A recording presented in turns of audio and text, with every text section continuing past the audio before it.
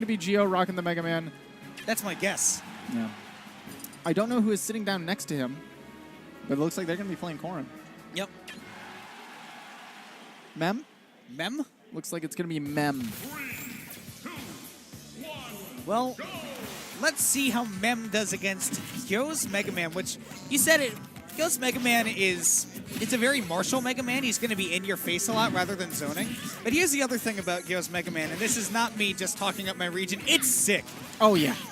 He's very good at setting up the pellets so that you feel like you kind of have to jump over him and then covering that with the tornado, as seen here, to get some big damage.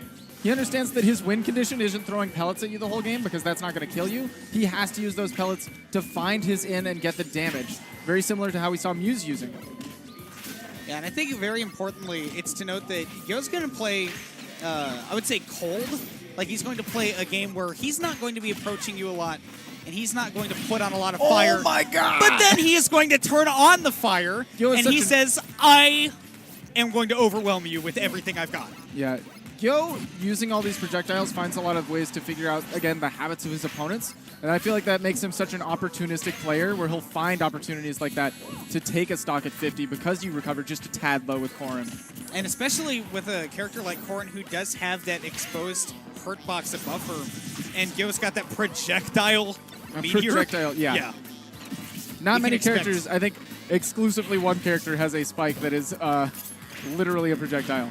And that is Mega Man, who you were seeing and did see. So look at that. So again, Gyo has incredible item play. Like we said, he plays Villager, he plays Rob as well, and you're going to see with Mega Man the height of his item play. Yeah, he gets constant access to that metal blade. Look at him going so aggressive for that fair. Okay, going to get a punish? No, just sits back, takes the position, doesn't want to risk anything. Yeah, Gyo is definitely not one to commit too hard. He's an opportunist. Doesn't quite catch the jump over him there. Gets a little bit of charge, catches him with the saw blade. Yeah, so we've spent a lot talking about Gyo, and we do know a lot about Gyo, but let's talk a little bit about MEM. What have we seen from him so far? I mean, he has done a decent job of navigating the projectiles every once in a while, does find his jump ins, and that pin has actually been a huge part of him being able to navigate this stage safely, especially with the advent of that platform. It does look like MEM is having a lot of trouble dealing with those pellets, especially trying to throw out those aerials. Every time he takes to the air, it seems like Gyo's got a pellet waiting for him to smack him back to the ground and reset his frames. Yeah, but once he gets an advantage, Corrin is a very strong character, has one of the best advantage states in the game. And against a heavy character like Mega Man, you can expect to see a lot of that advantage state. Yeah, especially since he doesn't have the best of landing options. He might have a projectile spike, but it takes a long time to come out. Not really a best landing option. We've seen MEM just land a lot of very powerful moves. He's been taking advantage of that big advantage state, but not necessarily in the way that most characters do. Oh no! Drops down a little bit too early, doesn't tech. Really unfortunate for Geo, but really turned it around for MEM. That's a very dangerous recovery to try to go up against off stage. Right, we were talking about it earlier. Not a lot of characters are actually able to contest it like Mega Man can because he has that projectile. But in this instance, Geo tried to combat it a little bit more close and didn't work out. So I think what we're going to see here is we saw the very cool, calm, calculated, I'm going to sit back Gyo Mega Man last game. I think we're going to see a very hot on fire Gyo Mega Man this time. Oh, what a counter! That's a very smart counter. Really good job by MEM to turn the situation around. Understood there wasn't any real guaranteed stuff that he was scared of. Mega Man setup doesn't quite fall into Geo's favor. MEM has stage control. How's he going to deal with it? Just fights back with the pellets.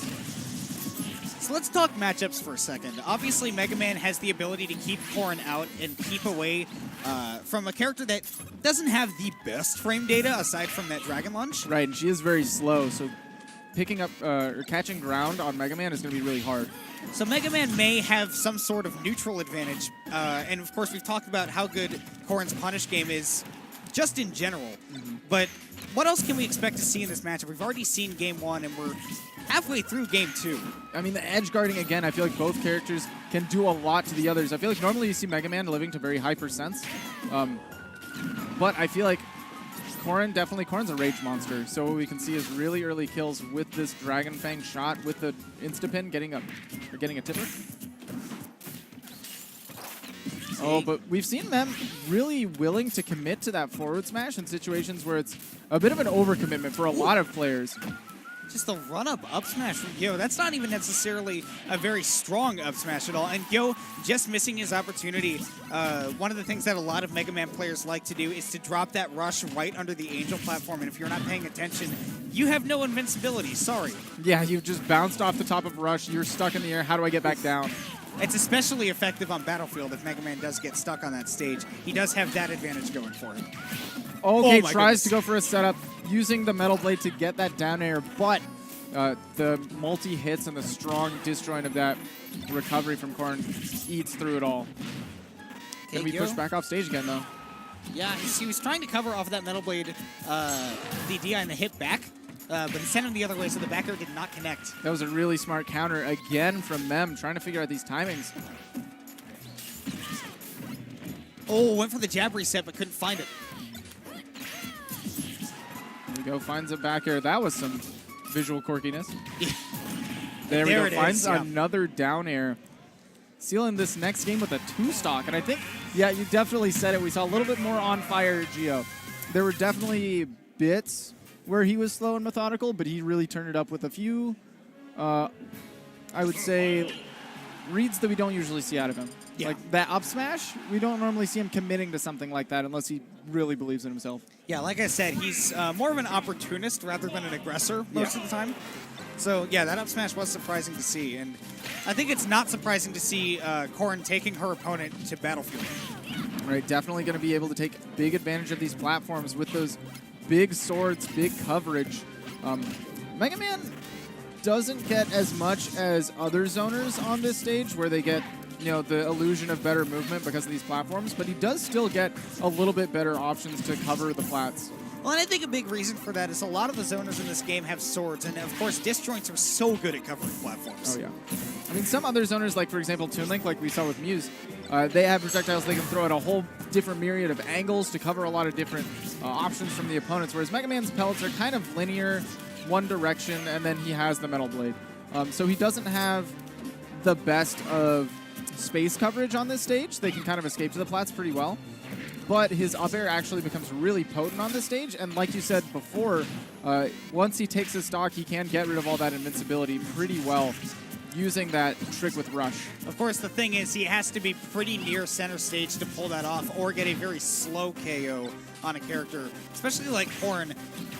I really like the adaptation we've seen from Gio to implement that leaf shield. It doesn't seem like MEM has had an answer to it. Gio's just walking up to him and getting free grabs. Oh my god, goodness, what a punish. Gio facing away to kind of feint that he was going to try to cover roll with back throw. Turns right back around, catches that neutral get up with stellar timing. Oh my goodness. Almost okay, gets another down air. Yeah, I have to say that, especially in this Game 3, when you were talking about it with the Leaf Shield, Gyo's just been keeping MEM guessing this entire time, and I think that's the big story, is that a lot of the first Game 1, Game 2, Gyo was doing a lot of the same, and here on Battlefield, every interaction seems to be different. Great job by MEM to cover that roll with a pivot forward smash. Does get some good damage. Ooh, again an advantage with that counter. Okay, but gets a down throw from Gio. I have to say, I've really liked the counter game from them. Oh, yeah. It's been stellar. A lot of Corrins are kind of afraid to commit to it because after the nerfs, it's not as good. And, I mean, if you whip a counter, you're in big trouble. But also, let's be honest, you're not countering pellets to kill. No. You're countering it to just not deal with it. And MEM's done a great job of kind of ignoring the pellets every once in a while. Goodness. Welcome to Tornado Alley, everybody. We are in Arkansas. Yeah. We are seeing Gyo throw up a flurry of them, but MEM connecting that forward smash, not quite getting the kill, however. And that means Gyo's still in a rather good spot, sitting at 100 with Rage, but did not. Oh my goodness. Gio tried to style a little bit. That's going to be damage. Doesn't quite get the kill, though, because it was the close hit, not a tipper. Uses that Metal Blade to eat through the paralyzing shot of the Dragon Fang shot. Okay, back air. Not going to kill, but it is going to give MEM stage advantage. Okay. Oh, Gyo did not wait. Kick does take him out. Good timing on MEM calling out Geo right there. That was a really awkward situation to be in, and MEM definitely could feel it. Oh, no, that's not the way you want to see it end game 3. Definitely not. But in the end, Geo was able to take it. He was sitting at 0% on the last stock. I will say that was definitely not over without that SD, because Corrin is a rage monster and can get those really early kills. But Geo looked so much